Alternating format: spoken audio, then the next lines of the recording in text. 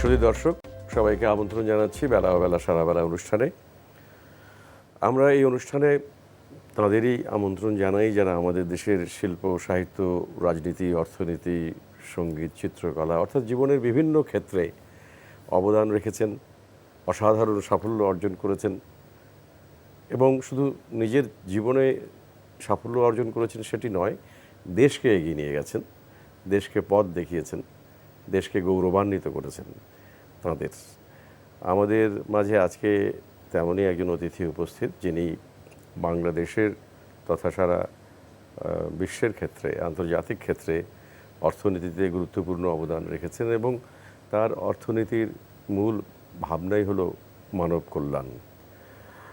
মানুষের দোরগোড়ায় আমাদের সম্পদকে পৌঁছে দেওয়া, তাদের জীবনে সমৃদ্ধি নিয়ে আসা, সচ্ছলতা নিয়ে আসা, এই নিয়ে যিনি সারা জীবন ভেবেছেন, মানুষের কল্যাণ চিন্তায় যিনি যার জীবনকে উৎসর্গ করেছেন, তিনি একাধারে অর্থনীতিবিদ, আন্তর্জাতিক খ্যাতিসম্পন্ন, শিক্ষকতা করেছেন দীর্ঘদিন, পত্রিকার সম্পাদনা করেছেন এবং মুক্তিযুদ্ধে বিরাট অবদান রেখেছেন।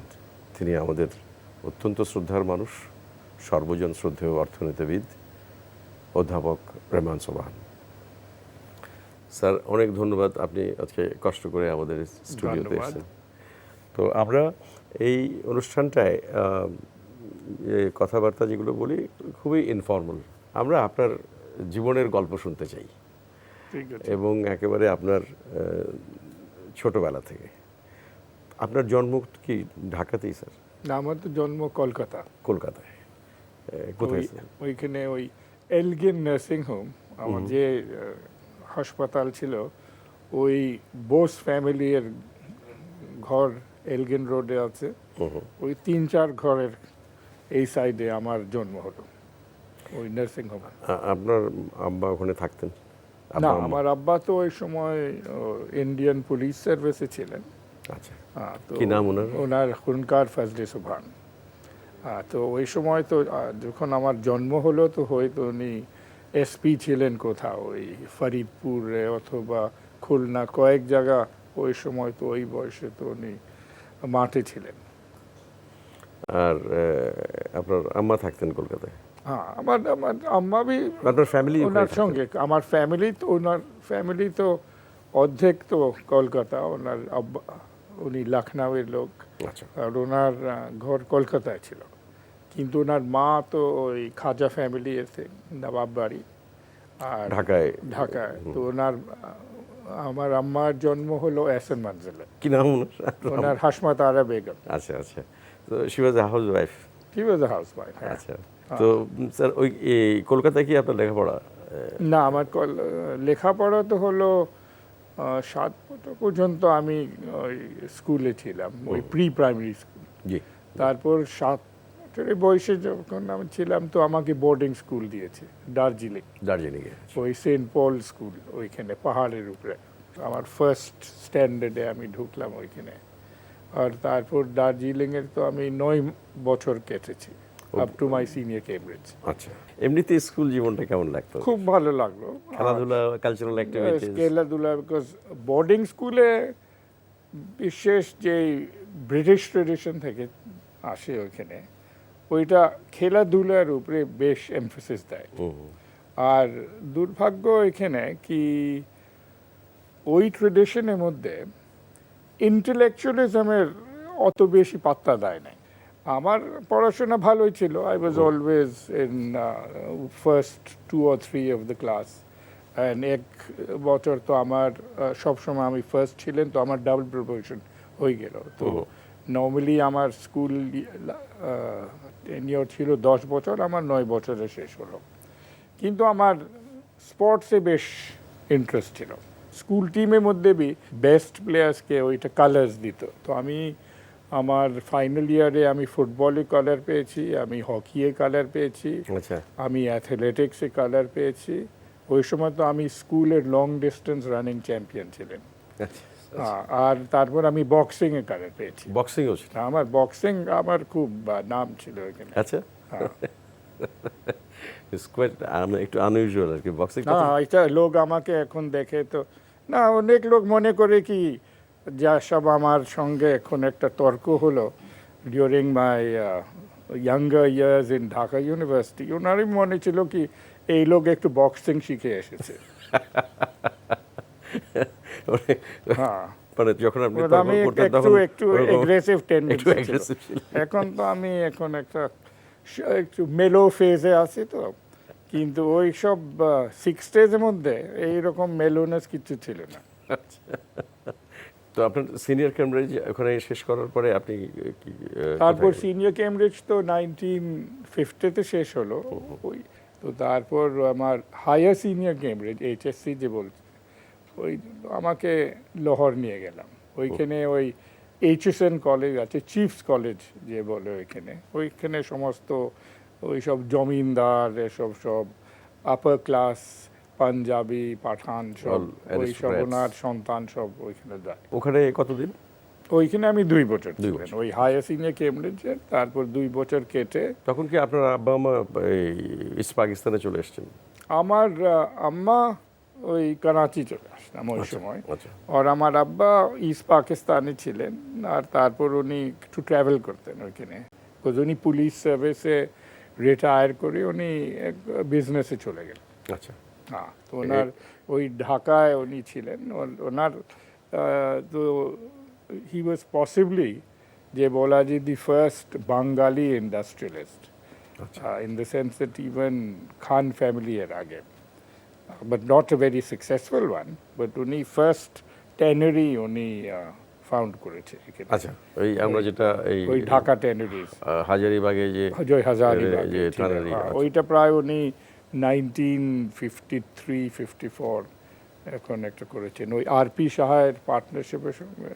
উনি প্রথম নারায়ণগঞ্জে ছিল, তারপর হাজারীবাগ চলে গেল। ও আচ্ছা আচ্ছা। তো আপনার ওই কলেজ শেষ করার পরে তারপর ওই HSN এ 2 বছর কেটেছে ওইখানে। ওইটা তো আরেকটা জীবন, খুব ইন্টারেস্টিং আরেকটা আছে। তারপর আমি কেমব্রিজ গেলাম, আর ওইখানে আমি 3 বছর কেটেছি ওই 1953-56। ওখানে কি আপনি ইকোনমিক্সে এনরোল হল। স্যার, আপনার উপরে আমরা একটা ছোট্ট তথ্যচিত্র, একটা ডকুমেন্টারি বানিয়েছি, ওটা আমরা একটু দেখে নিই। ঠিক আছে।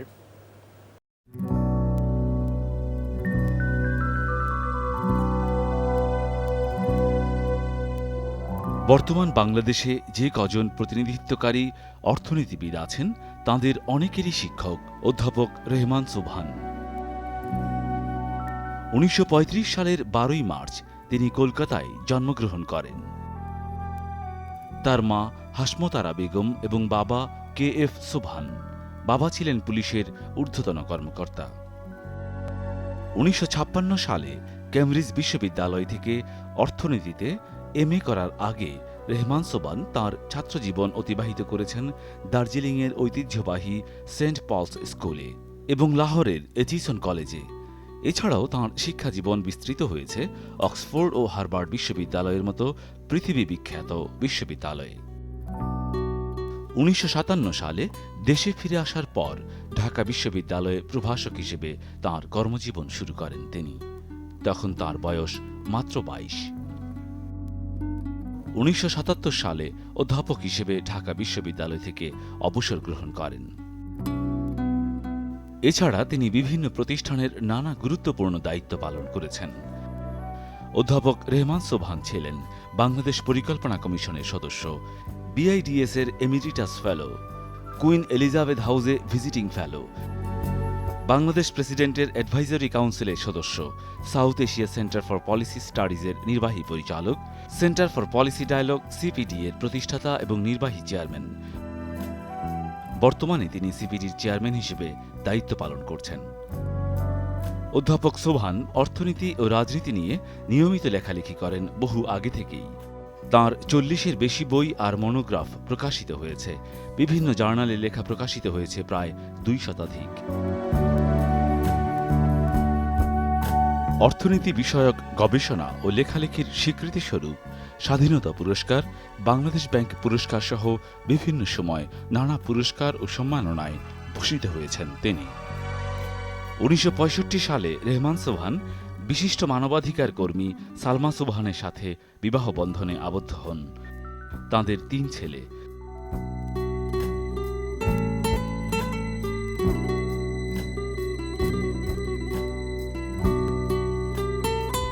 দু সালে সালমা সুবহানের মৃত্যুর পর রেহমান সুবহান ডক্টর রৌনক জাহানের সাথে বিবাহ বন্ধনে আবদ্ধ হন।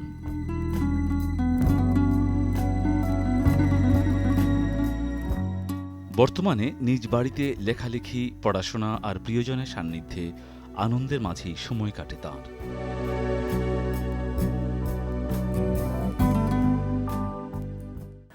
স্যার, আমরা ছিলাম যে যখন আপনি কেমব্রিজে গেলেন ইংল্যান্ডে, ওই সময় আপনার সময়টা কেমন কেটেছে? কারা ছিলেন আপনার সঙ্গে, আপনার শিক্ষক, আপনার সহপাঠী যারা আপনার সঙ্গে পড়াশোনা করেছেন?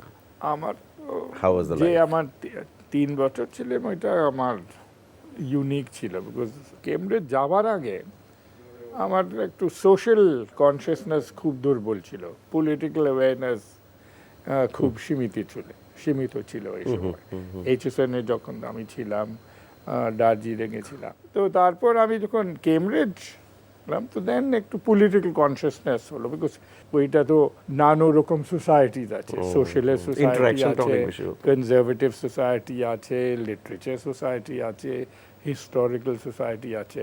তারপর ওইখানে কেমব্রিজ ইউনিয়ন ছিল, ওইটা তো বেসিকলি একটা ডিবেটিং সোসাইটি, বাট ওইটা বি এখন একটা ঐতিহাসিক একটা ফেমাস জায়গা যেখানে top personalities would be invited to come and debate. তো I use to go to this, এইরকম আমার লেবার ক্লাবের মধ্যে আমি যুক্ত ছিলেন, সোশ্যালিস্ট সোসাইটির সঙ্গে যুক্ত ছিলেন, অ্যান্ড দেন তারপর তো মজলিস ছিল, that was the society of the old subcontinent, ওই ইন্ডিয়া, পাকিস্তান, শ্রীলঙ্কা, আমার 3 জন যুক্ত ছিলেন। এইটা বি একটা ঐতিহাসিক প্রতিষ্ঠান, নেহরু এসব সব মেম্বার ছিলেন।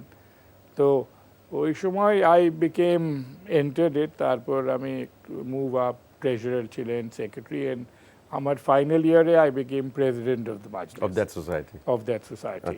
তো ওই সময় যখন আমি প্রেসিডেন্ট ছিলাম, অমর্ত্য সেন আমার ট্রেজারার ছিল। আপনার যে সমাজতান্ত্রিক চিন্তা ভাবনা, এই চিন্তাগুলো তো আপনার তখন থেকেই ওই গ্র্যাজুয়ালি, বিশেষ আমার ইকোনমিক্সের পড়াশোনা করে এইরকম আমার একটা আউটলুক বদল হয়ে গেল। আমার কয়েকটা, তারপর আমি আর আমি একটু বামপন্থী এর জার্নালস পড়াশোনা করেছি। আর তারপর আমার ফ্রেন্ডস বি এইরকম ছিল। অমর্ত্য তো খুব লেফট উইং লোক ছিল ওই সময়, এখন প্রেসিডেন্সি থেকে তো আসছে, তো প্রেসিডেন্সির তো প্রায় সবই ওই মার্কসিস্ট ট্রেডিশন ছিল, লেফট উইং ট্রেডিশন ছিল। অমর্ত্য একটু আউটস্ট্যান্ডিং ছাত্র ছিল এখানে, but also he came with a very well developed knowledge and commitment of left wing causes. এখন তো স্টিল খুব প্রোগ্রেসিভ, ওনার এখন একটা ফিলসফি আছে, বাট ওই সময় তো আরও প্রোগ্রেসিভ ছিল এখানে। তো ওইটা ছিল। তারপর আমার লাস্ট ইয়ারে টিউটার, খুব famous left economist zone Robinson, উনি খুব একটা নাম করে, তো খুব টাফ মহিলা ছিলেন এখানে, but highly competent economist and with very progressive views. আর আমার সহকর্মী যে ছিলেন, আমার কন্টেম্পোরারিজ, ওইখানে সবই এই দৃষ্টিতে ছিল না। আমার তো খুব ফেমাস কন্টেম্পোরারিজ ছিলেন, এখন তো অমর্ত্য তো ছিল, তারপর মনমোহন সিং ওয়াজ মাই কন্টেম্পোরারি ওই সময়, Indian prime minister. He was a year junior to me, কিন্তু older than me, because উনি তো BA পাশ করে he came to Cambridge. তারপর আমার আরেক contemporary who was very famous was this Jagadish ভগবতী, ওই ঠিক অমর্ত্যের ডাইরেক্ট অপোজিট ছিল। তারপর আমার শ্রীলঙ্কার খুব ফেমাস ইকোনমিস্ট ছিল ওই লাল জয়বর্ধনে। তো আমার সবই এখন এইরকম একটা হাই ফ্লাইং কন্টেম্পোরারি সব ছিলেন। তারপর মেহবুবুল হক ওয়াজ আ কন্টেম্পোরারি। অমর্ত্যর এখন একটা লাইন ছিল, even in his first year Presidency এর ছেলে, ওই এখন একটা মিডল ক্লাস বেঙ্গলি ব্যাকগ্রাউন্ড থেকে আসছে এখানে, তো কোনো একটা ভিজিবিলিটি কম ছিল। কিন্তু যখন ফার্স্ট ইয়ারের এক্সাম পরীক্ষার রেজাল্ট বের হলো, দেখলাম কি অমর তো ফার্স্ট ক্লাস পেয়েছি। তো আমার বলে এই ছেলে কোত্থেকে আসছে এখানে, তো ওনাকে ধরো নিয়ে আসো এখানে। তো then we got hold of him and made him a member of the Majlis, and then he became very close to us. পুরো তো ওই সময় থেকে তো আমার এখন একটা পুরো জীবনে এখনো তো আপনার একটা সঙ্গে খুবই- সম্পর্ক জি, আছে। He was one of my closest friends ji. ওই সময়। বাট ওই সময় he was very active with us. কেমব্রিজে তো আপনি মানে আপনি যেমন লেখাপড়া করেছেন, then at the same time you are kind of activist also. হ্যাঁ। নানান ধরনের অ্যাক্টিভিটিস ছিল এবং সেখানে অনেক বড় বড় এখন যারা মানে নাম করা তখন ওখানে আপনার সঙ্গে ছিলেন। কিন্তু আপনার কোনো এই বান্ধবী ছিল না ওই সময়? ফ্রেন্ডস তো নিশ্চয়ই ছিল। He was going to parties, socialising, এরকম একটা অ্যাক্টিভ সোশ্যাল লাইফ ছিল। বাট বিশেষ ওরকম ওই কিছু সময় ছিল কিছু না। সম্পর্ক হলো না এট দ্যাট স্টেজ। আমার যাদের আমার ফার্স্ট ম্যারেজ হলো উইথ সালমা সুবহান, জি, জি। উনি কেমব্রিজে ছিলেন। উনি আমার 2 বছর জুনিয়র ছিলেন, বাট ওনার সঙ্গে একটু খুব ক্যাজুয়াল একটা অ্যাকোয়েন্টেন্স ছিল। ওনার ফাদার তো ওই সময় পাকিস্তান হাই কমিশনার ছিলেন ইন লন্ডন। তো আমার বলে কি শি ওয়াজ ভেরি ইন্টেলিজেন্ট, ল ছাত্র ওই সময়, বাট আই হার্ডলি নিউ হার। ওনার সঙ্গে পরে দেখা কয়েক হয়েছে। বছর যখন উনি পাস করে ব্যারিস্ট্রি করে, she was a barrister working in Karachi, ওই সময় সম্পর্ক দেখা হয়েছে। হ্যাঁ। আপনি এসে তো ঢাকা ইউনিভার্সিটিতে জয়েন করলেন। আমি ঢাকায়, আমার অরিজিনাল ইচ্ছা ছিল to join the planning department.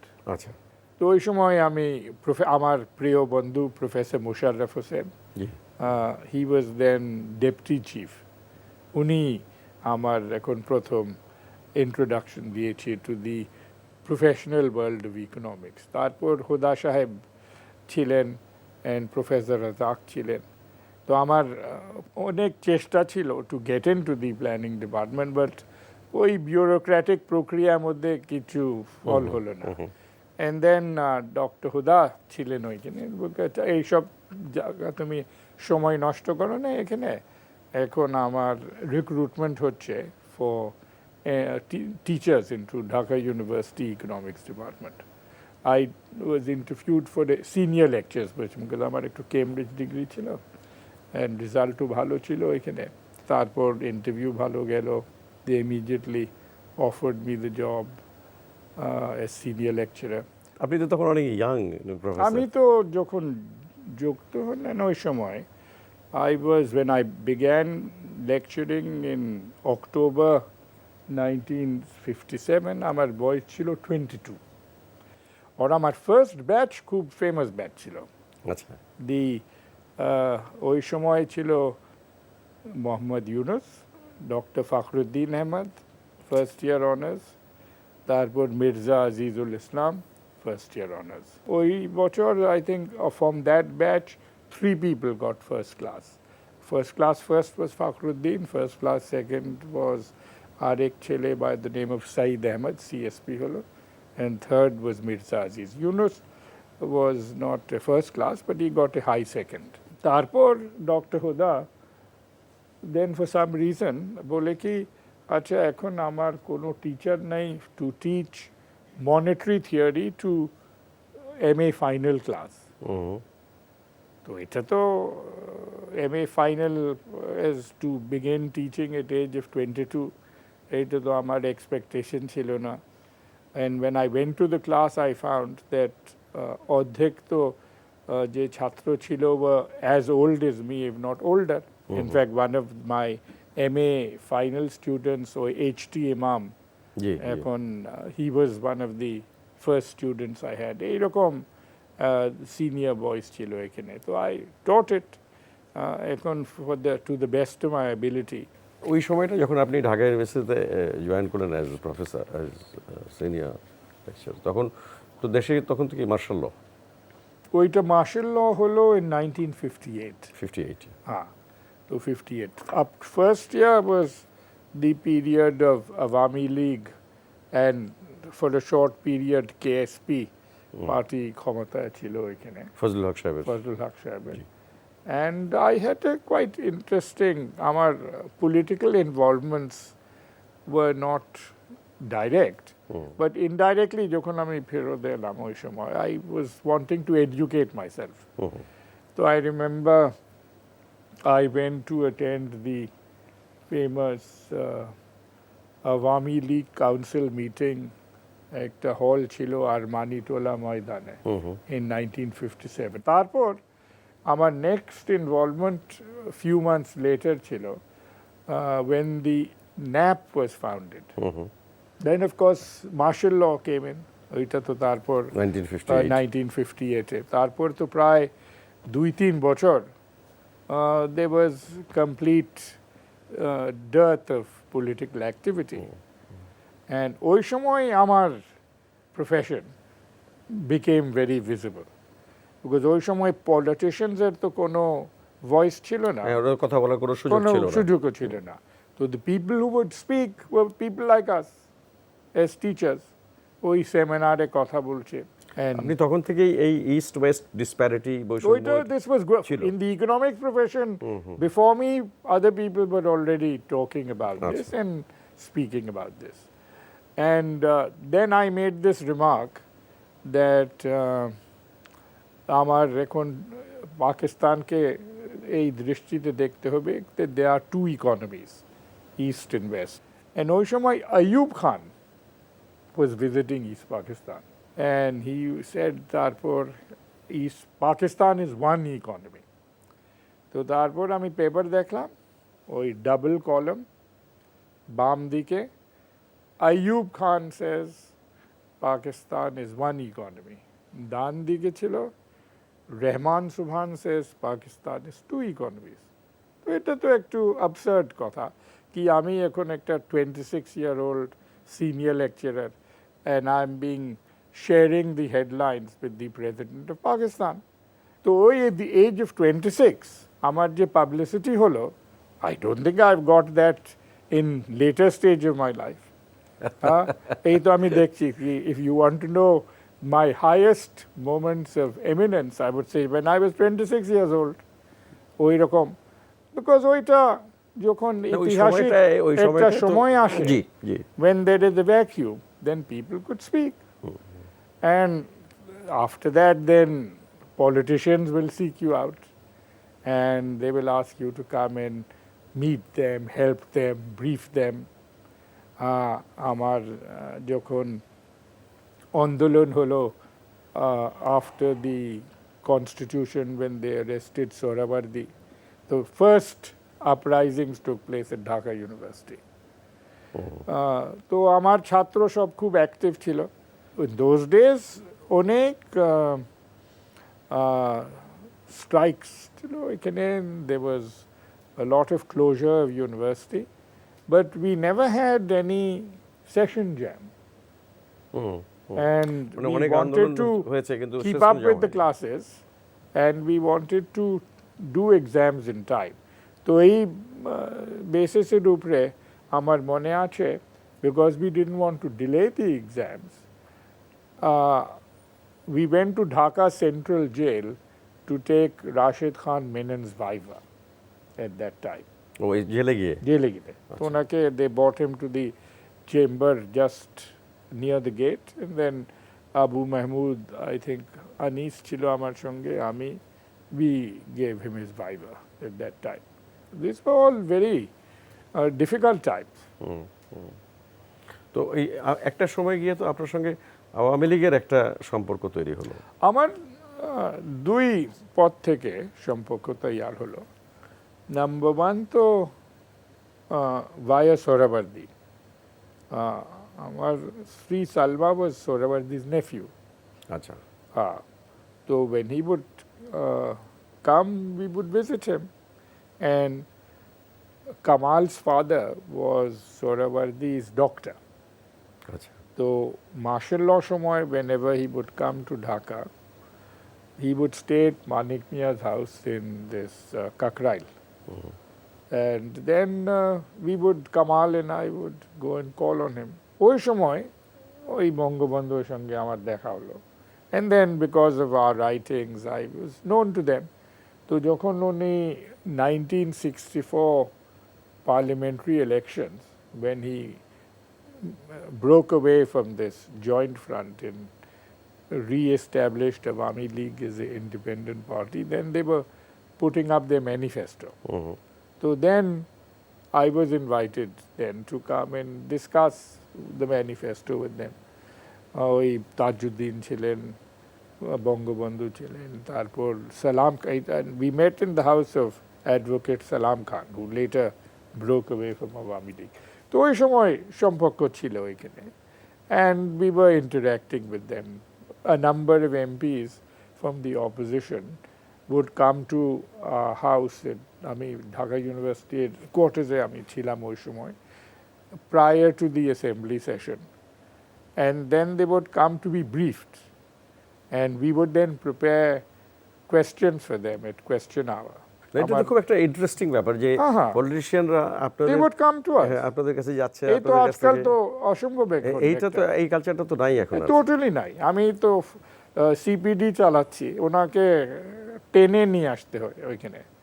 No one asks us for anything at all. পলিটিশিয়ানদের দিক থেকে যে একটা চিন্তা ছিল যে না আমাদের দেশের ইন্টেলেকচুয়ালদের সঙ্গে আমাদের একটা ইন্টারাকশন হওয়া দরকার regular, they would seek us out. এটা খুব হেলদি একটা ব্যাপার ছিল। এটা আমার ছিল, বিকজ যখন তারপর বঙ্গবন্ধু আগরতলায় পড়ে বের আসলাম ওই সময়, and he then went to the round table in Islamabad, in Pindi, Islamabad. Then he sent for Nurul Islam and Anisur Rahman and Wahidullah Kamal to onar songe chilen, and then he asked them to brief him about how they would present the issue of 6 points. And tarpor after 69 I was back, I'd been away in England, tarpor ami to oi fall of Ayub theke I came straight back to Dhaka. এর মধ্যে কি আপনি বিয়ে করেছেন? না, আমার marriage 62 তে হলো। 62 এটা কি মানে অ্যারেঞ্জড ছিল? No, I knew her, then I came to know her, I got friendly with her, and then we decided to get married. She was ওই ব্যারিস্টার ছিলেন in Karachi. She used to practice here?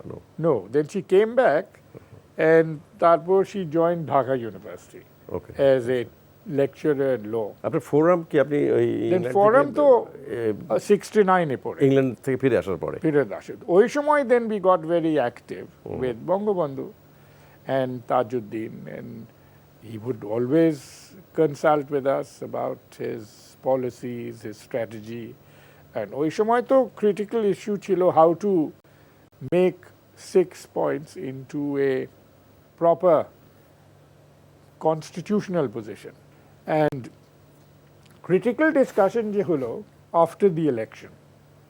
Very few people know this. Immediately after the election was election over, in 70 ওই 1970 huge তারপর majority chilo, then he said that well now we are finally going to be in the saddle. এখন he would always say that whether they will give power or not we don't know, but we have to prepare for this process that when the assembly meets, what will be our position. So what he then did was that ওই নারায়ণগঞ্জের রাস্তায় বুড়িগঙ্গার উপরে there was this house of a jute merchant by the name of I think Hamid. So he used to take us, আমি, Nurul Islam, Anisur Rahman, Kamal, Professor Muzaffar Ahmad Chowdhury, Sarwar Murshid, with the High Command. High Command then was Tajuddin, Nazrul Islam, Mansoor Ali, Kamruzzaman, and Mushtaq. সকলে যেতাম, খুব intensive discussion. And Bangabandhu was there with a mature political vision. এটা যদি করতে হবে এই সমস্যা হবে, এটাকে তারপর তোমাকে সমাধান করতে হবে, তুমি এখন আমার থিওরি দাও না, এখানে একটু প্র্যাকটিক্যাল প্রবলেম হবে, এটা সলভ করো আমার জন্য। তো some of the most interesting discussions I've had, far better than any academic seminar, এই 5-6 sessions on the Buriganga সকল we would go there 10, night we would leave at 8 or 9 o'clock. তো ওই সময় whilst we were interacting, then we decided to set up forum. ওই Kamal, myself, Hamida, Tulu, Ziaul Haq. And ওই shoestring এর ব্যাপার, আমার তো টাকা পয়সা তো খুবই কম ছিল। So we had to get some ads. Then we had this system of life members. I think if you gave 1,000 taka, you became a life member of Forum when you would get it. Unfortunately, our first member was Bongo Bandhu. আচ্ছা And then, of course, Forum's life expired before his. But when it was revived, he could theoretically have still been a subscriber because he was a life member. But ours was closed down, one of the first to be closed down after the crackdown on 26th. 25th-এ আপনি তো ঢাকাতেই ছিলেন। আমি তো ছিলাম, আমার তো ওইখানে তো খুব ইন্টারেস্টিং অভিজ্ঞতা, because as you know, non-cooperation movement, we were at the heart of that. ওইটা তো non-cooperation movement যে মার্চে শুরু হলো, ওইটা তো কোনো ইতিহাসে খুব কম দেশে হয়েছে। দেশ তো in my view became independent in March, and যখন আর্মি আমার উপরে আক্রমণ করলো, we basically, and the people of Bangladesh saw this as a foreign army committing an act of aggression against a sovereign country by the name of Bangladesh. That was how the consciousness of the people had been raised during the month of March, and why the Bengali soldiers also joined the battle, because they felt that they were soldiers of an independent country.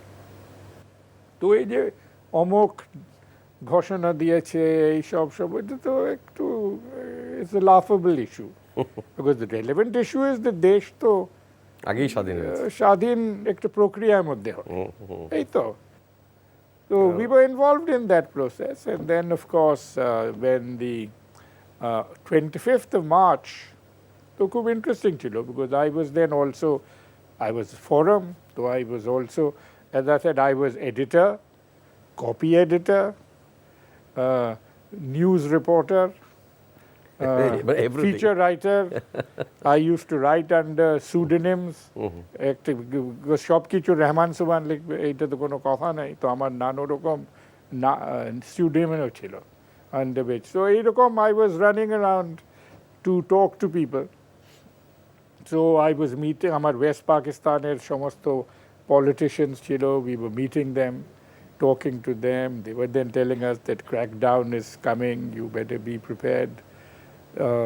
Then in January, Bangabandhu and Tajuddin বলেছে আমাকে কি, এখন শোনো, আমাকে জানতে হবে কি people's party তো এখন জয় করে আসছে, we need to know what is in their mind. এখন তো আমার তো করে যাচ্ছে এখানে, আর উনি আমার সঙ্গে একটু কোঅপারেট করবে এই প্রক্রিয়ার মধ্যে, as a democratically elected party who came into power in spite of the military wanting someone else to come. তো then they said, আচ্ছা ঠিক আছে, তুমি ওইখানে চলে যাও, because তুমি যদি যাও তো no one will think that এটা কোনো একটা পলিটিক্যাল একটা ব্যাপার চলছে, তুমি তো সেমিনার এসবের জন্য যাচ্ছ। ওই সময় I wanted to find out that তোমার কি সব চিন্তা ভাবনা করছো এখানে। ইন্টারেস্টিং পয়েন্ট, কেউ কিছু প্রিপেয়ার করে নেয় ওখানে, ওই সব বড় বড় কথা হবে কি এখন সোশ্যালিজম করতে হবে, এখানে দেশকে রক্ষা করতে হবে, এখানে কাজের কথা কেউ বলবে না আমার সঙ্গে। তো তারপর আমি করাচি গেলাম, এক বন্ধুকে বললো কি আচ্ছা ঠিক আছে, আমার ভুট্টোর সঙ্গে একটা সাক্ষাৎকার করাও। I had met Bhutto when he came to think, Kamal or আমার সঙ্গে we went to meet him at Intercontinental when he was here in 1970. ওনার সঙ্গে একটু বেশ তর্ক হলো। So he knew me, at least by reputation. So when he said, আমার বন্ধু গেল কি, he is here, he would like to meet with you. This is of course what he has said. তো ভুট্টোর রিপ্লাই ছিল দ্যাট এই বেটা এ তো খুব এক্সট্রিম লোক, আসলে ওইখানে আরো মডারেট ভয়েসেস আছে, এখানে এটা লোকের সঙ্গে একটু কথা বলে কোনো লাভ হবে না, he is giving you the most extreme position. যখন এই ভুট্টো এখানে বা এই খান এখানে এলো, যখন ওই যে বঙ্গবন্ধুর সঙ্গে কথা হচ্ছিল সেই সময়টাতে আপনি তখন তো আপনি ঢাকাতেই, আমি ঢাকা ছিলাম ভেরি মাচ। ভুট্টো আর এহিয়া এসে এখানে কি বলার চেষ্টা করলো? এই সব কি কত কম্প্রোমাইজ হবে, অ্যাডজাস্ট হবে, অ্যান্ড বেসিকলি উনি এইটা পরীক্ষা করছে কি কত ভাগাভাগি হতে পারে এখানে, তারপর সব কিছু নেগোসিয়েশনে চলে আসবে, একটু সেটেলমেন্ট হয়ে যাবে এখানে। কি ওনার তো একটা সঙ্গে ওই হেড অফ ডিজিএফআই এরকম যে জেনারেল উমার, তো he was his close political adviser. তো ঢাকা মিটিংয়ে পরে দ্য মোমেন্ট ইয়াহিয়া ওই বঙ্গবন্ধুর আলোচনায় বের আসলো, হি টোল্ড ওমার কি ইমিডিয়েটলি তুমি ভুট্টোকে ফোন করো और ভুট্টোকে বলো কি ইয়াহিয়া লারকানা আসছে। ই গোজ দে, প্লেন থেকে নেমে ভুট্টোকে বলছে, এই একটু খারাপ শব্দ ব্যবহার করলো, এই বেটাকে এখন একটা ঠিক করতে হবে বঙ্গবন্ধুর কেন্দ্রীয় করে। তারপর ওই কনস্পিরেসি শুরু হলো, এন্ড তারপর একটা পুরো যে ঐতিহাসিক ঘটনা যে গেল, this went and took us to, so I was telling you to update কি। তারপর আমি 25 তারিখে মজহার আলী খান হেড কাম কি আমি কিছু করতে পারি এখানে, আমার তো পিপলস পার্টির সঙ্গে ভালো সম্পর্ক আছে, I know you, he was staying in my house, কি করা যায়, কিছু হচ্ছে না, এইটা তো এখন একটা টোটাল একটা ফাইনাল ক্ল্যাশের মধ্যে চলে যাচ্ছে। তো ফাইনালি সেড আমার বঙ্গবন্ধুর ঘর নিয়ে যাও, আর বঙ্গবন্ধুর সঙ্গে ওনার খুব পুরানো সম্পর্ক, আচ্ছা, way back in 1954 I think, ওই যুক্ত ফ্রন্টের পরে, অনেক আগে, অনেক আগে। কারণ বঙ্গবন্ধু তো কোনো লোক ওনার পুরো জীবনে যাদের সঙ্গে উনি দেখা হলো, হি উইল এভার ফরগেট। একটু 10 মিনিটে দেখা হলো, you meet him 10 years 20 years later, he will remember that meeting. এটা ওনার খুব একটা অসাধারণ গুণ ছিল। তো when Mazhar Ali Khan came, ওই সময় last moments of United Pakistan ছিল। তো when we went over there, ওই সময় তো দেখলাম কি hundreds of people were in road 32. তারপর when we went there, তারপর I went in, বলে কি আমি তো মাজারকে নিয়ে আসলাম, ও মাজার এসো ইমিডিয়েটলি, ওনাকে তারপর টেনে ঘর নিয়ে গেলাম, ভিতরে দরওয়াজা বন্ধ করে দিচ্ছি। ও বলে কি এখন তো ফাইনাল ডেজ এসে গেছে, পাকিস্তান তো এখন তো শেষ হয়ে গেছে, crackdown is coming and Bangladesh will be built if necessary on my grave. এটা বঙ্গবন্ধু বলেছিলেন? হ্যাঁ, বলেছে এখানে। তার মানে উনি ক্র্যাকডাউনের খবরটা মোটামুটি It was by then it was clear that আসছে, একটা প্রিপারেশন হচ্ছে এখানে। স্যার, আমরা এই 25শে মার্চের রাত এবং তারপরে আপনার দীর্ঘ 9 মাসের মুক্তিযুদ্ধ, এই সময়টাতে তো আপনার যে কর্মকাণ্ড, আপনার যে ভূমিকা, এগুলো নিয়ে আমার মনে হয় আমাদের একটু বিস্তারিত শোনা দরকার। তো সেই জন্য আমরা আরেকদিন সেই কথাগুলো শুনতে চাই। আজকে আমরা এখানেই আপাতত শেষ করি। ঠিক আছে, থ্যাংক ইউ। শুধু দর্শক, আমরা খুব চমৎকার সব কথা শুনছিলাম, অনেক অভিজ্ঞতা, অনেক ঘটনা এবং অনেক কর্মকাণ্ডের কথা, এবং এগুলো আমাদের জন্য খুব মূল্যবান। ফলে আমরা আরও বিস্তারিতভাবে শুনতে চাই আগামী পর্বে, এবং সেখানেও নিশ্চয়ই আমরা অনেক চমকপ্রদ তথ্য পাবো। তো আমরা আজকে এখানেই শেষ করছি। আপনারা সবাই ভালো থাকবেন, সবাইকে ধন্যবাদ।